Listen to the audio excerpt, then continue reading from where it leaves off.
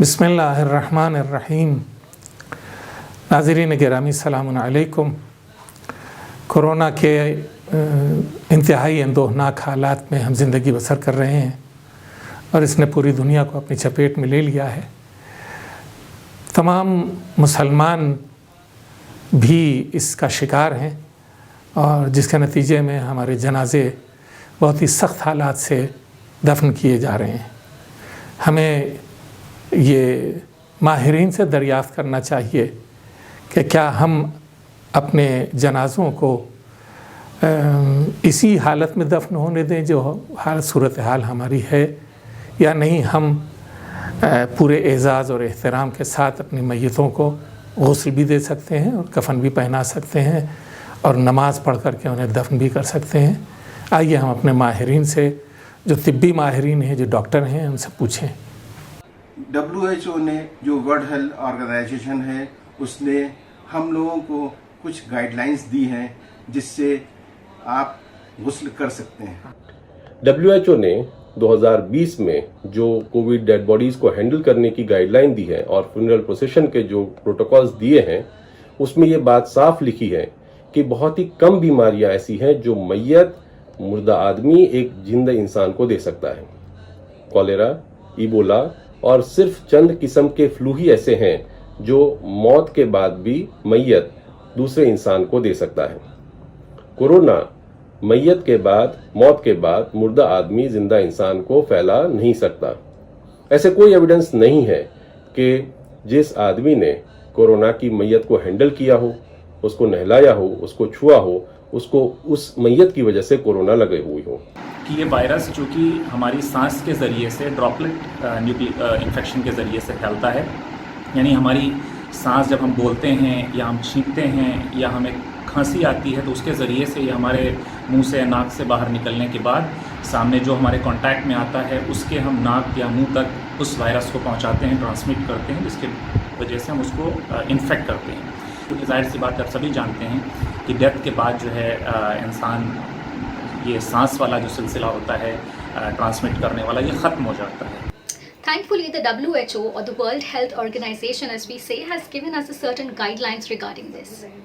They have mentioned that the safety of the family and friends performing the last rites of these individuals is paramount. We have to make sure that every ritual that is performed and everything that is done before burying the individual should not be done in a haste, because that can compromise the safety of the family and the friends of the deceased.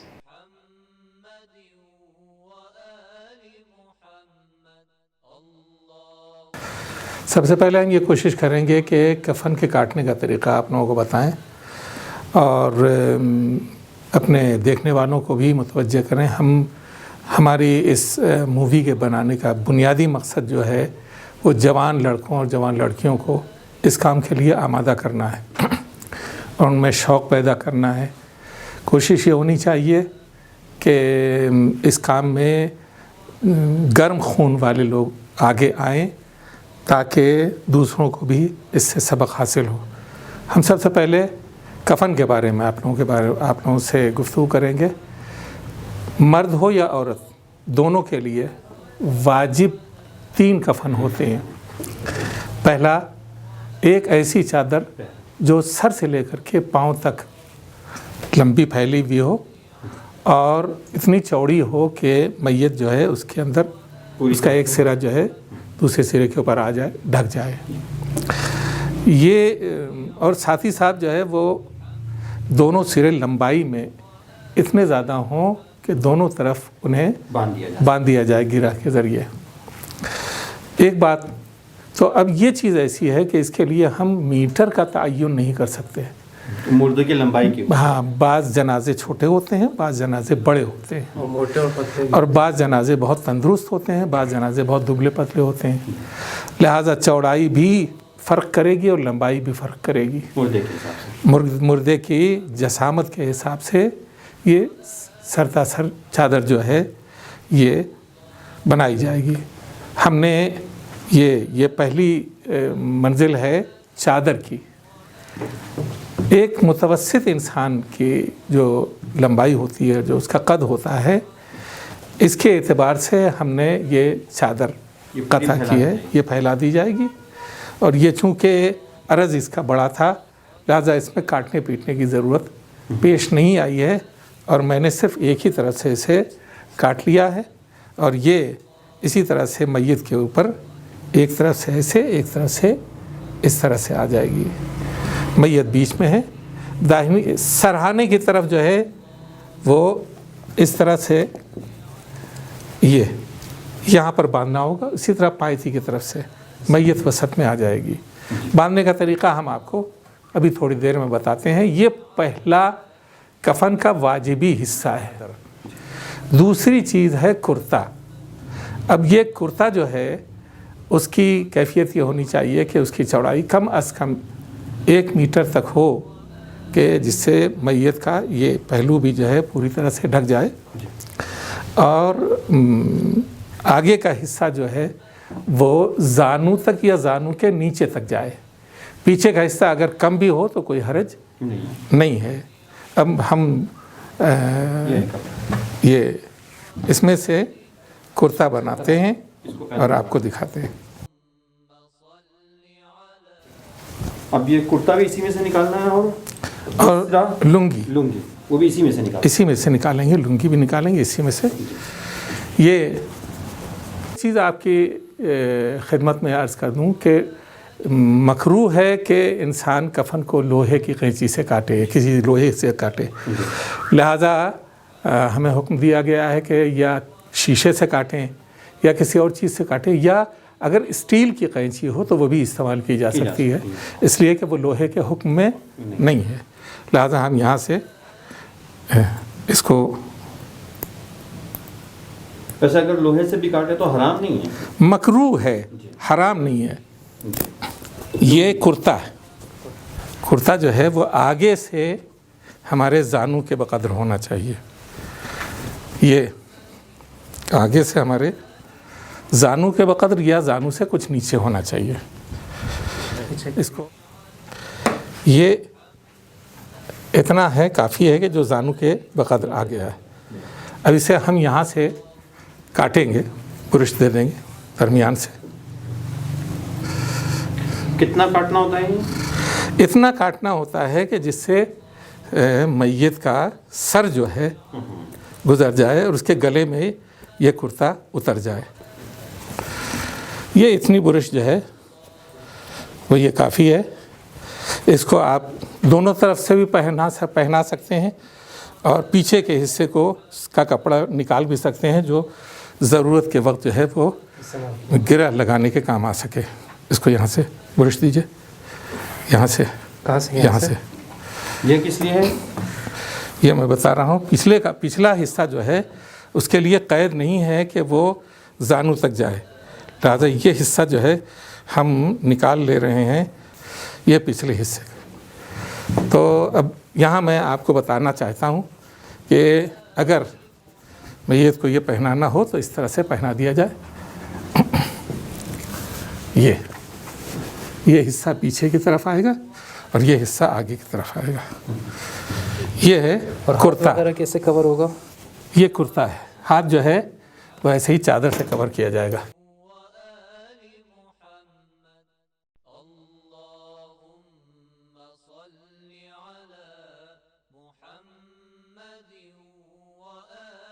ये जो मैंने चादर बनाई है, जब मैयत को आप दरमियान में लिटा दीजिएगा तो सरहाने इसी तरह से इसको उधर लाइए, ये इसको समेट करके यहाँ एक गिरा लगाई जाएगी आखिर में।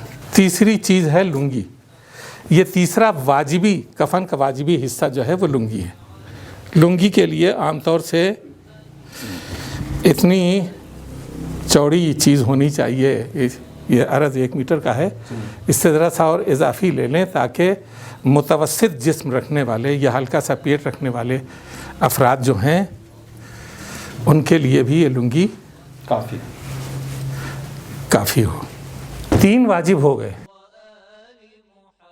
जो आदमी गुस्ल दे रहा हो उसको पीपीई किट ज़रूरी से ज़रूर पहनना चाहिए। We have to make sure that anyone who is performing the ghusl on the deceased should be completely covered. They should be wearing their goggles, their mask, their face shield, their entire PPE kit, their gloves, and they should be completely protected. There should be. खूब, जिस तरह के डॉक्टरों ने बताया है कि गुस्ल करने से पहले हमें एहतियात के तौर पर शील्ड पहन लेना चाहिए। अब हमारे पास शील्ड तो नहीं है, तो हम प्लास्टिक लाते हैं, एक वो प्लास्टिक जिससे हम अपना पूरा बदन को करें, और हाथ के लिए आस्तीन और ग्लव्स पहनने के लिए। हाँ, तो बदन के लिए हमने ये ले लिया है। यहाँ से हम गर्दन के लिए ये काट लेंगे, इधर से हाथ के लिए, और दोनों तरफ से ये हाथ के लिए हम काट लेंगे। उसके बाद जो है वो ये आस्तीन के लिए यहाँ से इसे काट लेंगे। ये हर जगह मिल सकती है ये प्लास्टिक, इस तरह की बड़ी प्लास्टिक, और ये एक आस्तीन के भर की एक प्लास्टिक, दो प्लास्टिक हम लेंगे। ज़रूरी तो नहीं है ऐसे ही हो ना? नहीं, कोई ज़रूरी नहीं, कोई भी प्लास्टिक चल सकती है। हम इसलिए ये सब लेके आए हैं क्योंकि शील्ड हमारे पास नहीं है। इसको फ़र्ज़ करते हुए कि हमारे पास शील्ड नहीं है, तो हम प्लास्टिक के ज़रिए से किस तरह से अपने लिए शील्ड बना सकते हैं। और ग्लव्स, ये ग्लव्स भी मिलता है, और ये एक मेडिकल ग्लव्स भी बहुत मिलता है, उसको भी हम यूज़ कर सकते हैं। अब आके काटते हैं, उसके बाद फिर पहनते हैं।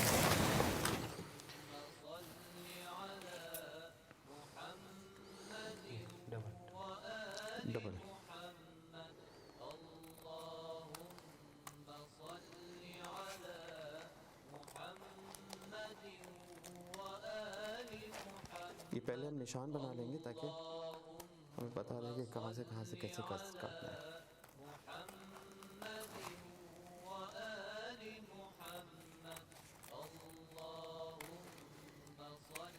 ये वो आस्तीन का।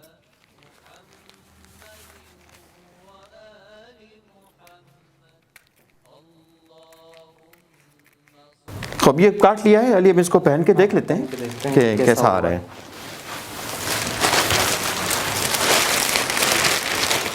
आपकी मदद करता हूँ।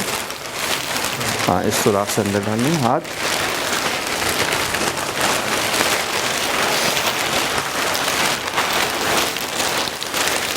इसको पहनने के बाद इंसान को महफूज हो जाएगा। ये बिल्कुल सही है, यहाँ से हाथ भी आ गया है, और ये जब हम आस्तीन लगाएंगे तो हम इसको यहाँ पर ऐसे चिपका देंगे, और उस तरफ से भी, और ये ग्लव्स पहन लेंगे, और ग्लव्स पहनने के बाद भी इसको चिपका लेंगे। और अगर वो जो मेडिकल ग्लव्स आता है तो वो खुद बहुत चिपक जाएगा, उसको अलग से चिपकाने की ज़रूरत नहीं। ये यहाँ पर इसको चिपका लेंगे, यहाँ पर ऐसे करके इसको चिपका लेंगे, और इसी तरह से ये दूसरा हाथ भी। ठीक है, तो अब आप तैयार हो जाइए, हम भी तैयार हो जाते हैं गुस्ल करने के लिए।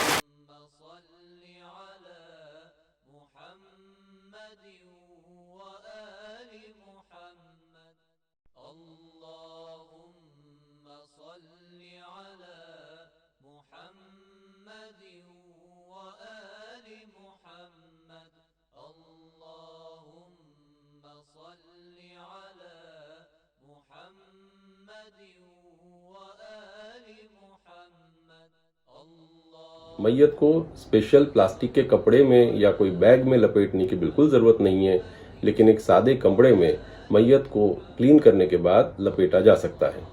उस मैयत को वहां से एम्बुलेंस में या कोई भी अन्य वाहन में आप गुस्ल खाना ले जा सकते हैं। इसमें एक खास ख्याल ये भी रखना है कि जो आदमी जहाँ पर गुस्ल का अंजाम देना है वो जगह एकदम वेंटिलेटेड होनी चाहिए, और जहाँ पर आब व हवा का ख्याल रहे, ताकि बंद कमरे में इन्फेक्शन फैलने के ज़्यादा चांसेस रहते हैं। जब भी गुस्ल दें तो उसमें बहुत ही जेंटल हैंडलिंग करें, वायलेंट हैंडलिंग ना करें, ताकि जो बदन की रुतूबात हैं, जो बॉडी सिक्रीशंस हैं, उनका स्प्लैश या वो उनके एरोसॉल्स जो हैं वो हमारे चेहरे तक या आइज़ या नोज़ या मुंह के तक ना आएँ या हमारे कांटेक्ट में ना आ सकें, जिससे हम खुद भी महफूज रह सकें और दूसरे लोगों को भी महफूज रख सकें। सबसे पहली बात तो ये है कि जो आदमी गुस्ल दे रहा है वो तमाना होना चाहिए, उसमें कोई बीमारी नहीं होना चाहिए। We have to make sure that anyone who is 60 years or older, any children or anyone with any disease like diabetes or blood pressure or anyone with a weak immune system should not be attending the funeral of such people.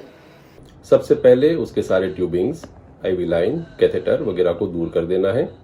अगर मैयत के शरीर पे कोई fluid, secretions इत्यादि लगा हुआ है तो उसको साफ अच्छे से कर देना है। मैयत में अगर जनाजे में कोई कसाफत रह गई हो, कोई गंदगी रह गई हो, या कोई मरहम लगा हुआ हो या खून बदन के ऊपर लगा हुआ हो तो पहले उसे पाक करना ज़रूरी है। जब उसे पाक कर लीजिएगा उसके बाद फिर पहला गुस्ल दीजिएगा आब सिद्र से, फिर दूसरा गुस्ल दीजिएगा आब काफूर से और तीसरा गुस्ल दीजिएगा खालिस पानी से।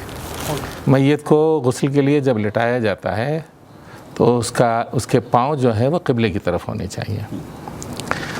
दूसरी बात जो है वो ये है कि मैयत को 3 गुस्ल दिए जाएंगे।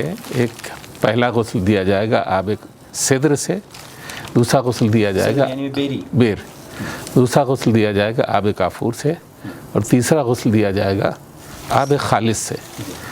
लेकिन तो ये बेरी जो होगा उसकी पत्तियाँ होगी या क्या चीज़ होगा? देखिए 2 सूरत होती है। बाज़ जगहों के ऊपर बेरी के पत्तियों का पाउडर मिलता है, वो भी इस्तेमाल किया जा सकता है। और अगर देहातों में सिर्फ बेरी की वो पत्तियां मिल जाएं, शाखें उसके मिल जाएं, तो बेरी की पत्तियां निकाल करके उनको जो है वो पानी में मसल दिया जाए ताकि उसमें हल हो जाए। ये ना हो कि बेरी की पत्तियां इसी के अंदर पड़ी हों, उसके छान लिया जाए ताकि गुस्ल देने में कोई परेशानी ना हो। और पानी कितना होना चाहिए? पानी की मकदार कोई मुअय्यन नहीं है, कहाँ इतना कि गुस्ल हो जाए, समझ रहे हैं। 8 से 10 लीटर पानी जो है वो काफ़ी है कि हम एक गुस्ल उसे अंजाम दे सकते हैं।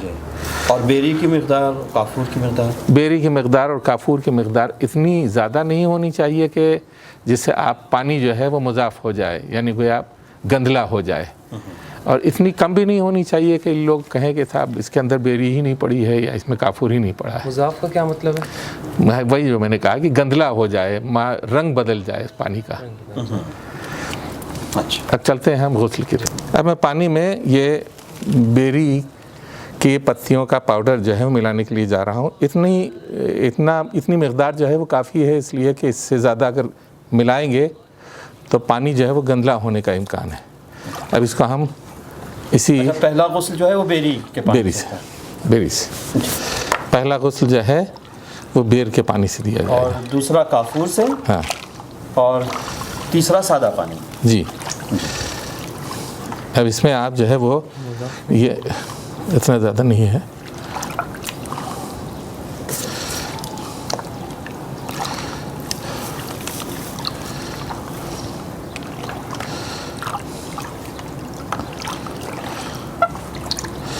क्योंकि ये पाउडर हो गया है लिहाजा इसका थोड़ा सा रंग थोड़ा सा ज़्यादा हो गया, वरना पानी जो है देख रहे हैं आप, पानी सही है। खुद पानी जो है वो हाँ, ये आब सिद्र जो है इससे अब आप गुस्ल देंगे। पहले सर व गर्दन धुलिए,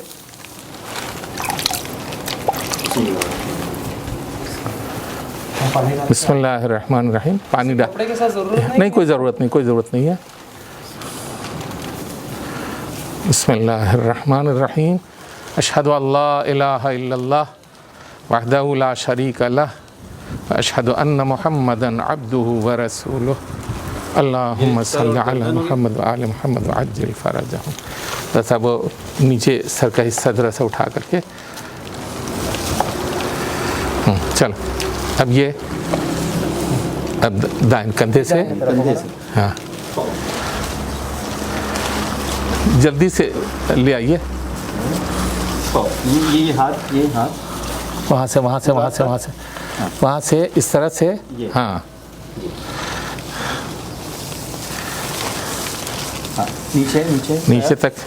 नीचे तक ले जाइए।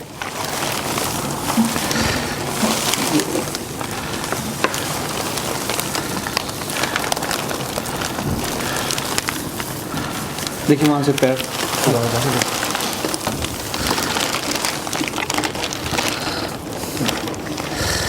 अभी नहीं मोड़ने की पानी जरूरत है? पहले इसको हम नीचे कर देते हैं ताकि आपको सहूलत है।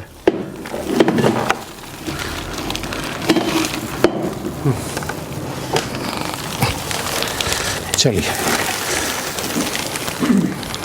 अब वो ज़रा सा, मोड़ना है हाँ ज़रा सा मोड़ करके पानी डालते हुए चले आइए। उस तरफ से, बीच में से मोड़ो। हाँ ज़रा सा वो पानी डालते हुए चले आइए।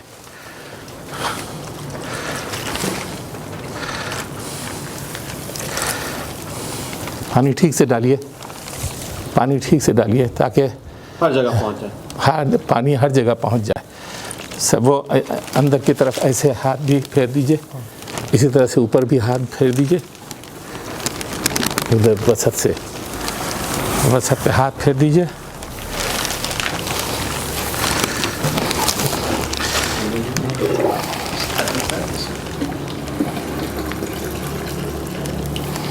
बस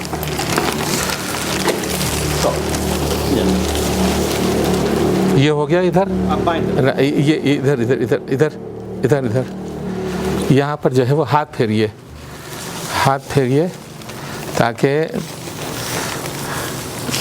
और अंदर की तरफ से अंदर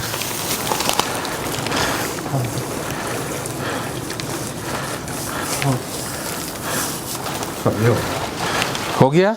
बाएं तरफ। अब बाईं तरफ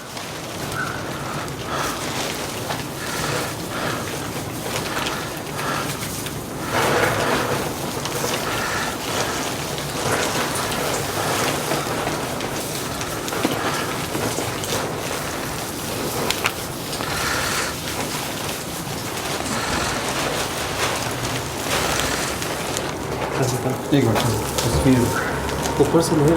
अच्छा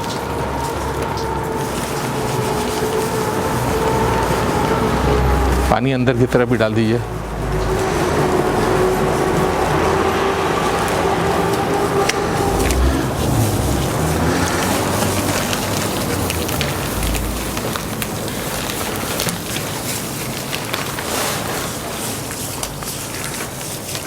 ऊपर से नीचे की तरफ ले आइए, बस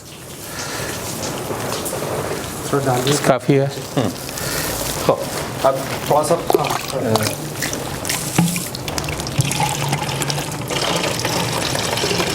हो गया।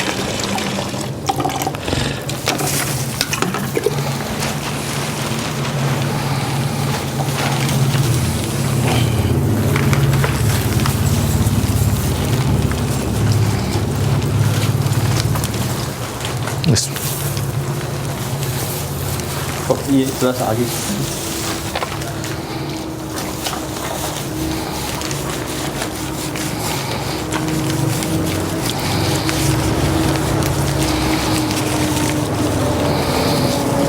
तकरीबन 3 लोटे में एक गुस्ल हो गया।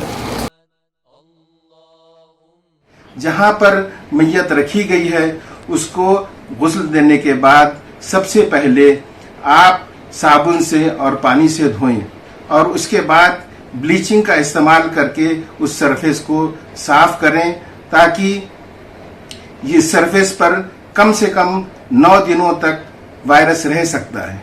इसलिए ब्लीचिंग का इस्तेमाल करने के बाद वायरस का खात्मा हो जाएगा। गुस्ल खाने को गुस्ल देने के बाद उसी तरह से एहतियात से साफ और स्टेरिलाइज किया जाना चाहिए जैसे ऑपरेशन के बाद ऑपरेशन थिएटरों को तैयार किया जाता है। इसके लिए 60% इथेनॉल या सोडियम हाइपोक्लोराइड सॉल्यूशन का इस्तेमाल करना चाहिए। खास तौर से 1.1% हाइपोक्लोराइड सोल्यूशन से हम उस चीज़ को डिसइंफेक्ट करें या 70% इथेनॉल से भी हम उसको यूज़ कर सकते हैं। We also have to remember that the virus can stay on the surfaces for up to 9 days. And that is why after everything has been done, the entire area, the table, everything has to be washed completely with soap and water firstly. And then we need to clean it with bleach as well. Keeping in mind that the bleach should be on the surfaces at least for 1 minute so that the virus can die. अब हम जनाजे के लिए जनाजे को कफन पहनाने की तैयारी कर रहे हैं। इसके लिए सबसे पहले हमें जो चादर सर से लेकर के पाँव तक होती है, सबसे पहले उसे बिछा लेना चाहिए ताकि उसके ऊपर मैयत को लाकर लेटाया जाए और फिर उसे कुर्ता और लुंगी पहनाई जाए। तो सबसे पहले ये हम लोग फैला रहे ताकि आखिर में जो है आसानी हो बांधने में। जी हाँ। फिर उसके बाद क्या था, लुंगी? हाँ, उसके बाद फिर लुंगी या कुर्ता? लुंगी यहाँ लपेट वो कर दीजिए, फैलाइए।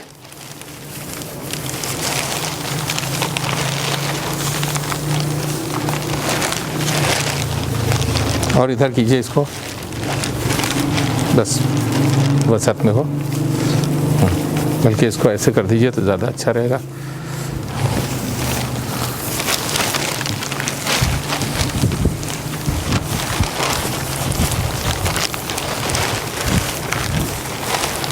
अब उधर कुर्ता रखिए थी,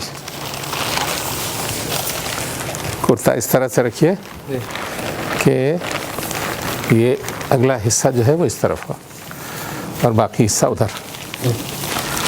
नहीं नहीं नहीं नहीं नहीं, तो ये इसके ऊपर आएगा ना? नहीं नहीं नहीं, तो ये नहीं, ये हिस्सा आगे का होना चाहिए। हाँ, ये हिस्सा आगे होना चाहिए और वो हिस्सा पीछे। बस तो अभी इसको ऐसे रखें, हाँ, ताकि फिर बाद में इसको ऊपर ले आ सकें। जी हाँ। और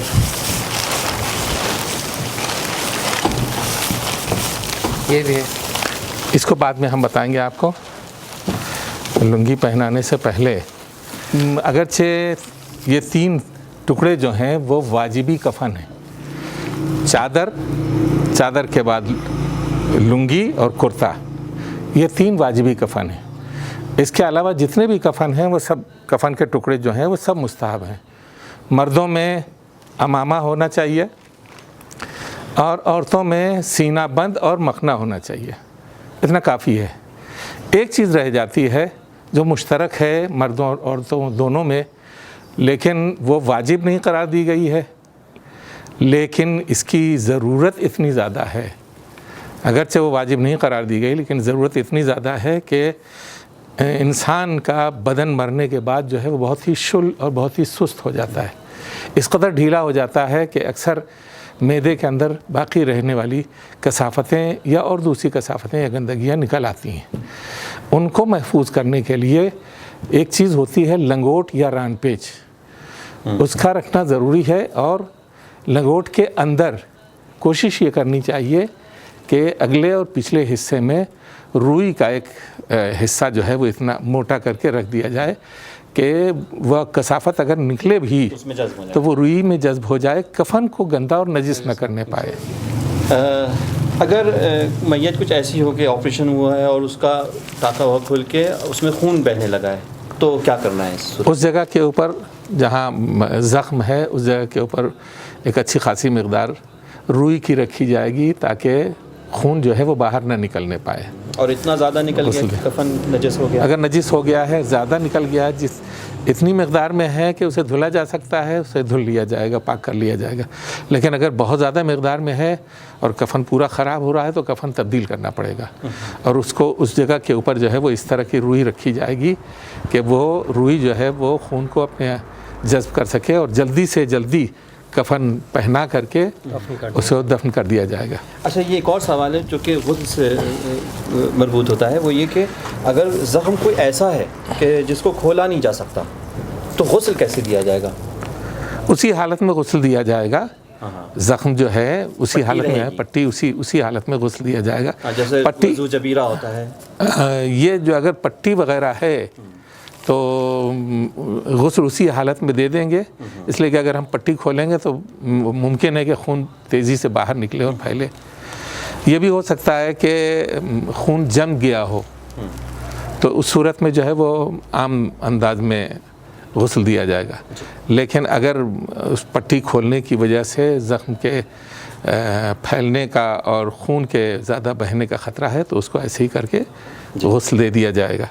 लेकिन कोशिश ये होनी चाहिए कि ये खून जो है वो बंद हो किसी तरह से, समझ रहे हैं? इसलिए कि अगर खून दौरान गुस्ल जो है वो खून फैलता जा रहा है तो गुस्ल सही नहीं होगा। तो जबीरे की ज़रूरत नहीं है इसमें? इसमें जबीरे की ज़रूरत नहीं है। कोशिश ये होनी चाहिए कि अगर इसको पट्टी अगर वैसे ही खुली हुई है, वैसे ही बंद है, तो कोशिश ये करनी चाहिए कि उसके ऊपर हाथ फेर दे। सवाल ये है कि अगर बिलफर्ज हमने मुर्दे को कब्र के अंदर रख दिया और कब्र के अंदर ब्लीडिंग शुरू हो गई या नजिस हो गया कफन, तो उस हालत में हम क्या कर सकते हैं? अगर वो हिस्सा जो नजिस हो गया है उसको धुला जा सकता है तो उसको धुला जाएगा, वरना अगर थोड़ी मकदार में हो तो कोई हर्ज नहीं। दफन करने के बाद, ये कब्र में उतारे जाने के बाद जो है वहाँ रुई रख दी जाएगी बस। हत्ता अगर कफन नजिस हो गया हो, अगर नजिस हो गया हो तो उस हिस्से को, जो नजिस हो गया है उस हिस्से को काट दिया जाएगा। अच्छा, तयम्मुम कभी का ऐसा भी तरीका हो, आप वो कर सकते हैं? हाँ, कभी ऐसा भी होता है कि मैयत इंतहाई ज़ख्मी हालत में है और उसे गुस्ल भी नहीं दिया जा सकता, जगह जगह से टूट फूट गई है, चेहरे के ऊपर भी ज़ख्म है और पूरा बदन जो है वो ज़ख्मी है। ऐसी हालत में मैयत को क्या करना चाहिए? तो ऐसी हालत में गुस्ल देने की ज़रूरत नहीं है, बल्कि 3 गुस्ल के बदले तयम्मुम करना पड़ेगा। यानी 3 तयम्मुम देना? 3 तयम्मुम करना पड़ेगा और नियत वही करनी पड़ेगी कि मैं तयम्मुम करता हूँ इस मैयत को बदले आबे सिद्र के, हाँ, बेर के पानी के बदले, फिर दूसरा तयम्मुम जो है वो काफूर के पानी के बदले, और तीसरा तयम्मुम जो है वो खालिस पानी के बदले। अब जो है वही वैसे ही जैसे हम अपने लिए तयम्मुम करते हैं, मिट्टी के ऊपर जो है उसे हाथ मारते हैं और मारने के बाद जो है जिस तरह हम अपने चेहरे के ऊपर ऐसे यहाँ से ले आइएगा, यहाँ से नाक तक, ये ऐसे कर लीजिएगा अपने हाथ? हाँ, आप अपने हाथ से कीजिए। तो जैसे यहाँ पर मिट्टी रखी है या कोई पत्थर है, हाँ, जिसके ऊपर तयम्मुम की सही है, पहले हाथ मारेंगे, हाँ, और उसके बाद हाँ, ये पेशानी पूरी कवर, हाँ, हाँ, पेशानी से नाक तक उंगली लेकर के आइए ताकि पूरा चेहरा हाँ, कवर हो जाए। हाँ, फिर अपने दाहिने हाथ से दाहिने हाथ फिर से खाक हाँ, पर मारने की ज़रूरत नहीं, कोई ज़रूरत नहीं। हाँ, ऐसे मस कीजिए, ऐसे, हाँ, जल्दी कीजिए, जल्दी कीजिए, हाँ, पूरा, हाँ, ऐसे। फिर अपने बाएं हाथ से उसको, हमारे बाएं हाथ से, ये बाएं हाथ से ऐसे मस ये कीजिए पूरा अंगूठे के साथ। जी हाँ। यही कैफियत जो है वो जो मैंने दूसरी के लिए दूसरे गुस्ल के बदले और तीसरे गुस्ल के बदले इसी तरह से तयम्मुम किया जाएगा।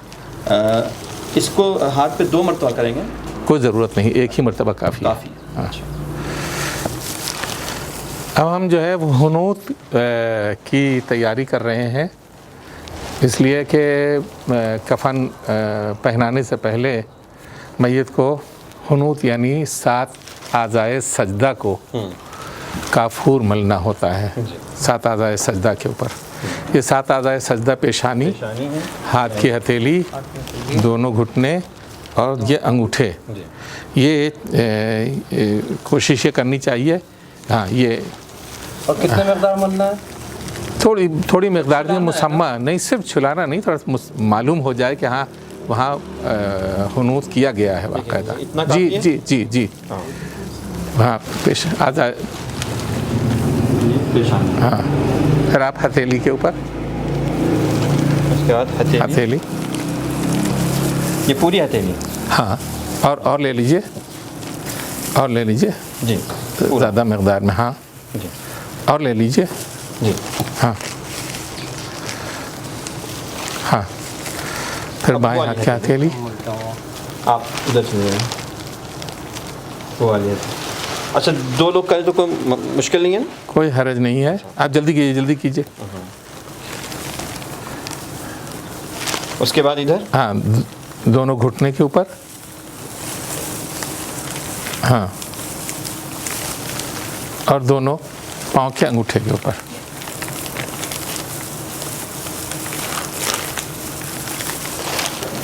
बस ये हुनूत हो गया। अब हम जो है वो कफन पहनाना शुरू करते हैं मैयत को, और इसके लिए पहले हम लुंगी जो है वो मैयत को पहना देते हैं। हाथ अंदर रहेगा बाहर रहेगा? अंदर, बाहर रहेगा, लुंगी से बस तो बाहर रहेगा भाई।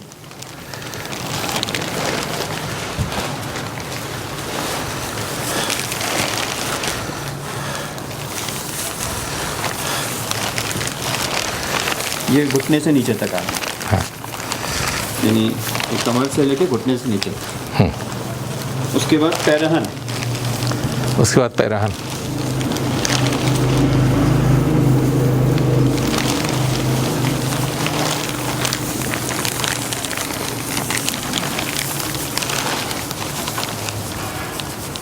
जी ये हो गया। ये पैरहन भी घुटने के नीचे। अब ये हम जो है वो इसको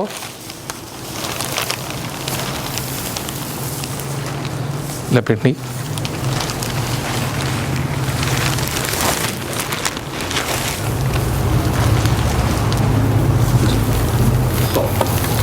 इसको हम लपेट देंगे। ये बीच में पहले उसको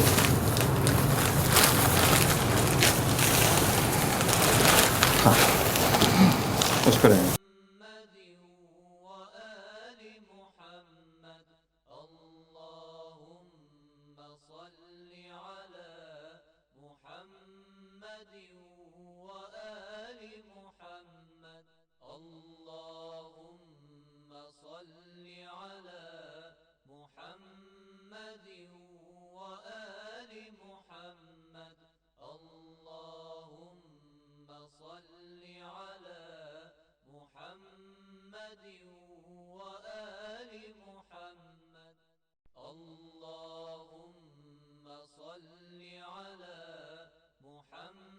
बांधिए, बांधिए।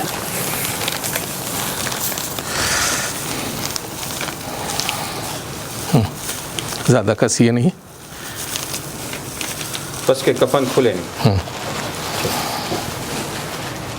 ये कफन तैयार। अब इसके बाद जो है जो सबसे इसके बाद जो वाजिबात में से है वो नमाज है। गुस्ल देने के बाद मैयत को कफन में लपेट के लोगों की ज़ियारत के लिए रखा जा सकता है, लेकिन एक चीज याद रहे, मैयत को पकड़कर रोना या उसका बोसा लेना बिल्कुल सही नहीं है।